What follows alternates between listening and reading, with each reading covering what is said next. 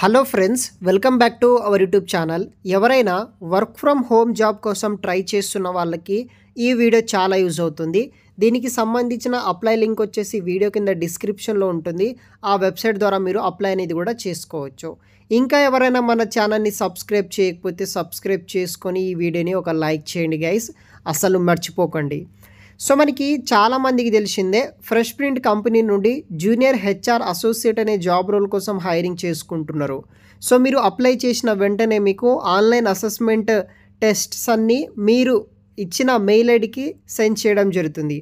ఆ test pass అయిన తర్వాత ఆన్లైన్ ద్వారానే ఏదర్ మొబైల్ కావచ్చు, ల్యాప్టాప్ కావచ్చు, ఇంటర్వ్యూ అటెండ్ అవ్వచ్చు. అలా ఈ కంపెనీలో మీరు జాబ్ అనేది కూడా తెచ్చుకోవచ్చు అనమాట.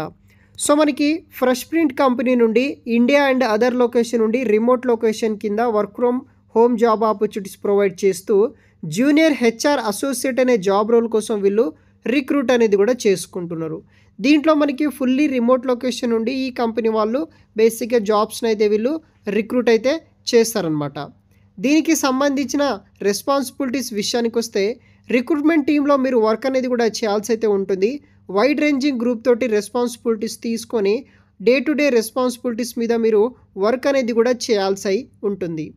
Coordinating with hiring managers for open roles మీద మనము హైరింగ్ మేనేజర్స్ తోటి కోఆర్డినేట్ అయ్యి వర్క్ అనేది కూడా చేయాల్సి అయితే ఉంటుంది. Conduct preliminary interviews and coordinate various rounds of assessments and interviews తీసుకోవాలి. ఏదైతే కంపెనీలో ఓపెనింగ్స్ ఉంటాయో ఆ ఓపెనింగ్స్ అఫీషియల్గా మనం రిలీజ్ చేసిన తర్వాత క్యాండిడేట్స్ అప్లికేషన్ చేసుకుంటారు కదా, వాళ్ళకి ఇంటర్వ్యూస్ కండక్ట్ చేయడం, అసెస్మెంట్ కండక్ట్ చేయడం, వేరే రౌండ్స్ ఆఫ్ ఇంటర్వ్యూస్ తీసుకోవడం లాంటి వర్క్స్ అనేది కూడా హైరింగ్ మేనేజర్స్ తోటి కోఆర్డినేట్ అయ్యి ఆ జాబ్ రోల్స్ని ఫిల్ చేయాల్సి ఉంటుందన్నమాట. ఇది బేసిక్గా వర్క్ అనమాట.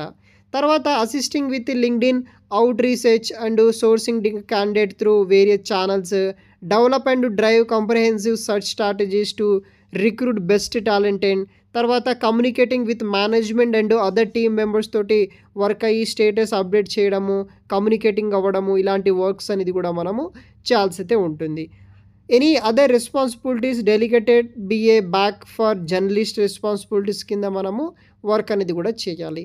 తర్వాత రిక్వైర్మెంట్ విషయానికి వస్తే, ఈ జాబ్కి ఏదైనా క్వాలిఫికేషన్ ఉన్న వాళ్ళు అప్లై చేసుకోవచ్చు. ఎనీ డిగ్రీ చేసిన వాళ్ళు ప్రతి ఒక్కరూ అప్లై చేసుకోవచ్చు. Freshers and experience candidates both are eligible. 0 to 2 years experience ఉన్న వాళ్ళు కూడా అటెండ్ అవ్వచ్చు. Analytical and process oriented mind set knowledge ఉన్న వాళ్ళు అప్లై చేసుకోండి. అటెన్షన్ టు డీటెయిల్ అండ్ డీటెయిలెన్స్ ఫాలోఅప్ చేయాల్సి అయితే ఉంటుంది. Ability to prioritize work, excellent written and verbal communication skills ఉండాలి. కంఫర్టబుల్గా working with US night shift కింద వర్క్ చేయాలి. ఇక్కడ 3 డిఫరెంట్ షిఫ్ట్స్ అయితే ఉంటాయి.